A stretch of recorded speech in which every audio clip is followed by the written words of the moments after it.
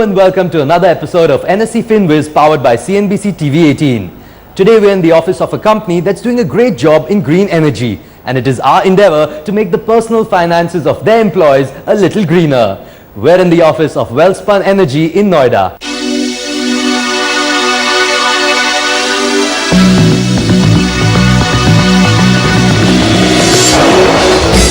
Welspun Energy is a part of the Welspun Group, which is one of India's fastest growing corporations.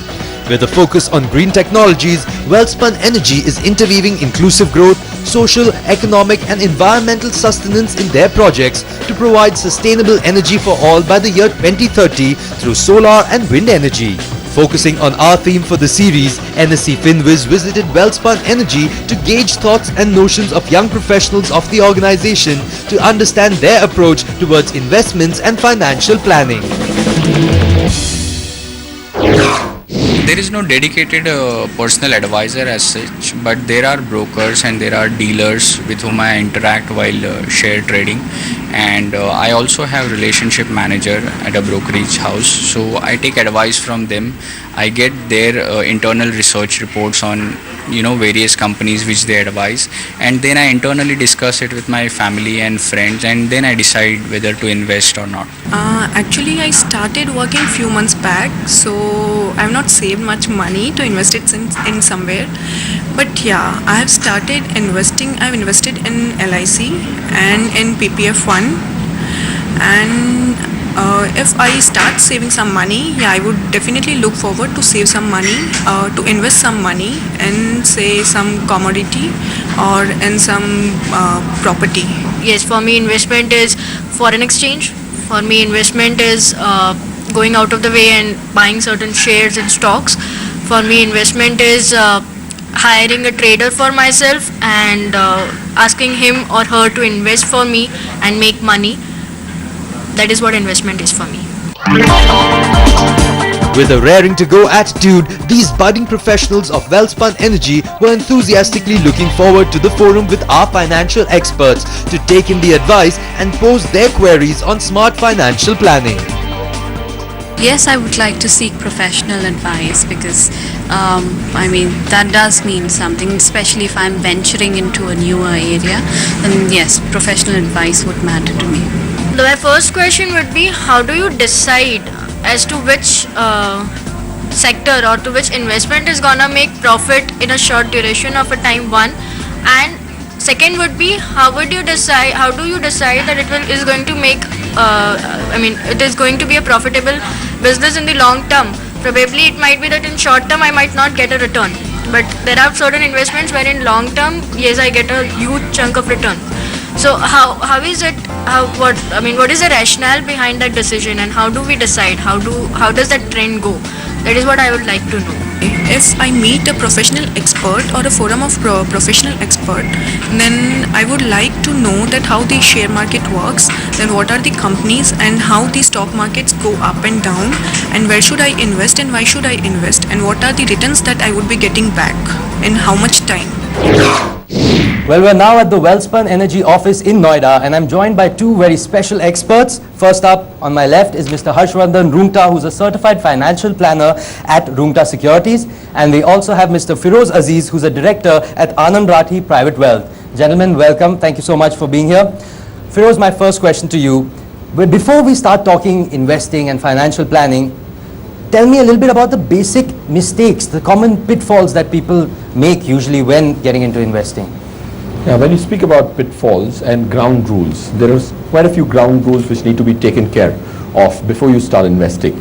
Predominantly, I would like to abbreviate those ground rules so that you can remember them, because as human beings, we tend to remember only 1% of what we hear. So I'll abbreviate it for you. I call it the smart way of investing. So I'll tell you what each alphabet stands for very briefly. Segregate your investments and your other insurance needs. This is the most common mistake when people start investing. So that's called segregating them. If you segregate those investments, you will almost end up saving your first year's premium in the first 5 years of you paying. So segregate your investments. Don't try to meet two objectives with 1 rupee invested. That's the most important thing. The second thing, which is M stands for measuring your risks. People are so focused on return that they don't forget measuring risks. Because return is going to be dependent on external factor. Risk is the only variable which you can choose to take, right? The return is going to be market dependent. The third point, which is called asset allocation, right? The A stands for asset allocation. People end up spending maximum time on seeing what security to buy, which stock to buy, which mutual fund to buy. Forgetting that asset allocation, which asset to buy, how much, that's very important, because that will dictate 90% of your returns in the future, not what you buy. How much asset of which quantity you buy. Then R stands for, again a very important thing, when people try to do their financial planning, they end up confusing between responsibilities and goals. If you ask him, what do you want to save for an individual? He says, I want to save for my kids' education, for my first home. All those are responsibilities, not your goals. Responsibilities are a subset of goals. Goals have to be more dream-oriented. And the last bit, which is T. T stands for tax efficiency. Like we've always heard, there's no free lunch. This is the only free lunch, tax efficiency. You can't miss this one. Harsh, what are your views on this? What is your take on the common pitfalls? Well, since we've already, he's taken the technical aspects of the investments, I'd like to take a little bit on the behavioral part of your aspects when you start investing. Since it's a very young crowd, you'll be very keen to know how do you get started, what are the things that you should be very careful about. So let me take on the behavioral part. The first thing that I would advise is that you need to be really wary about a one-size-fits-all syndrome. We're talking about personal finance. Remember, the word is personal finance. Very often we've seen that people in your age group tend to fall to this system. My friend has bought a particular product, my relatives have bought a particular thing, my colleagues have bought this, so it must be good and I should buy it. So we've commonly heard one particular policy, my friend has invested in this policy, all of us go and buy the similar policy. So when we talk about personal finance, each person has a unique set of requirements to himself. Their circumstances are different for each individual. You need to make sure that you do not fall to this one size fits all syndrome. That's the first thing. The second thing is you need to set a goal. We've spoken about the responsibilities and goals, so I do not want to go much into the details, but I'm only going to try and give you an example. You leave your house to go somewhere and you leave your house to come to office. There is a difference. You need to foresee, you need to identify what do you want to do out of the savings that you're, the investments that you're going to make. So there has to be a set of goals. You need to really and clearly know what are you going to save for. It could be as simple as a wealth creation.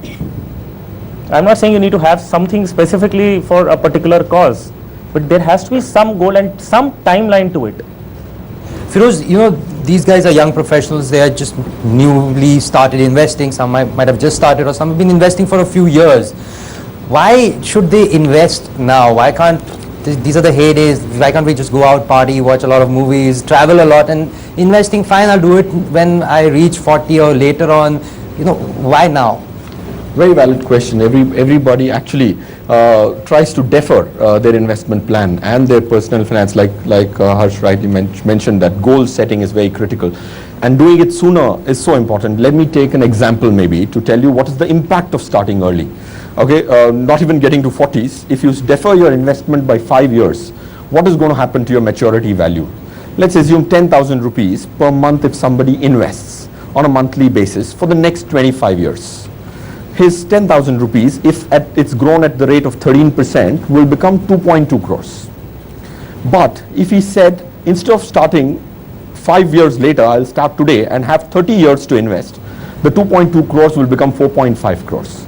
By deferring it for 5 years, you have reduced your maturity value by half. So every year you are actually losing out on substantial portions of your maturity value. So starting early, not 40 is really late. I would say the day you start working, you should start saving. I know, of course, you would want to spend the money because you've been waiting to start earning.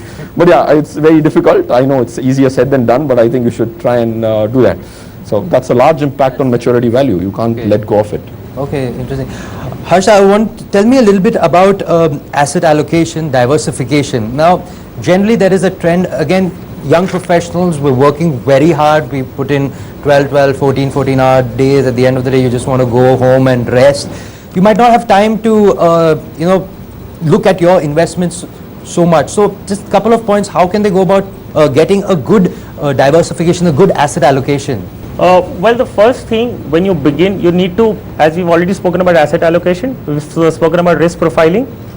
You understand, you consult a professional who could help you, decide what is your risk profile and how much would you put into equities, how much into debt, how much into precious metals, how much into real estate.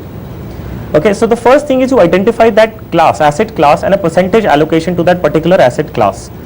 I'll give you an example. Thumb rules, though we don't believe very aggressively into thumb rules, but just for the sake of a general audience, whatever is your age, that much money goes into debt. So if you are 30 years of age, 30% of your investable surplus should go into debt. Okay, now within debt, what products do you use? There are FDs, there are debt mutual funds, there are bonds, all those fit under debt segment. Now you have equities. We spoke about equities, a very hot topic at all times. All people who even do not invest into equities track the stock markets. Okay, so what about equities? You have options to invest directly into equities. You have an option, if you do not understand, you do not have the time to research on individual companies, you choose the mutual fund route. Mutual funds will have different kind of schemes with different themes, different objectives. You can choose the kind of objective that fits into your risk profile and invest into it. If you do not understand anything at all and you want to participate in the growth of the economy and you want to participate in the equity markets, Nifty is one example. You invest into a Nifty, you get a basket of 50 stocks to start with, and if it's easy to track as well. Every day at the end of the day, I mean, you can just simply look at what the Nifty has performed and you will know whether your fund has gone up or gone down. More of that on NSE FinViz powered by CNBC TV 18. Don't go anywhere, we're going for a short break. Stay tuned. This is NSE FinViz powered by CNBC TV 18. All the financial advice continues right here.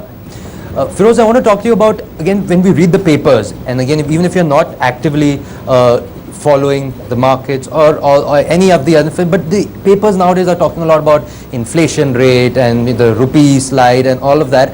How important is that for a layman person who's not involved with the financial markets on a day-to-day basis, but is worried about his portfolio, his kitty to not be at least devalued? It should be growing up rather than going down. How important are these macro factors for them? See, when you look at the macro factors, they are important just from an academic perspective. Why? Because every bad news is a good news to somebody. And especially when you're doing a systematic investment plan, due to, let's assume, inflation being high, bond prices go down because 10-year GSEC went up, all this you will read in the newspapers, but they are irrelevant because if you've actually invested in an SIP mode, your next investment will be bought at a better price. Because you're investing on a monthly basis, if there's a bad news, you know that the next installment is going to be buying you more units. On the contrary, if you hear a good news on the newspapers, you know that the installments which are already there, which have been bought, will do well. So because you are doing a systematic investment plan, you've nullified the impact of actually the market timing, right? So you don't have to be too worried. Harsh, you're talking about the importance of having a financial planner, but how does one go about getting a good financial planner, not so that you don't make these mistakes of investing incorrectly or misinvesting? Approach a financial planner, conduct a meeting with him without any commitment. The idea is all financial planners have their own individual flavors. So while he may be a genius, you may not set, your mindsets and your wavelengths may not match. So you need to conduct meetings with a couple of people to identify the person who meets with your wavelength. Once you do that, you need to be honest in disclosing all your data. The suggestions, the advice that you will get will depend exactly on the data that you have given. Feroz, I want to talk to you about insurance. Now, insurance is a subject that everybody, like, especially at the year end when we say that, okay, we have to invest so that we get a tax break and all of that. But that's not the right way to deal with insurance. And of course, nobody wants to think about the fact that they will die one day. How do you, I mean, you deal with people on a daily basis. How do you kind of sidestep this myth or this mental block? Yes. Actually, you're right in pointing out that people generally think about insurance which has some tax breaks, and that generally happens between February and March, and this has historically been happening. But I think it's very important to view insurance as a risk management tool. everybody has risks. Risk is one thing which is manageable but unavoidable. You have to remember this statement, which is very critical. You cannot avoid risk.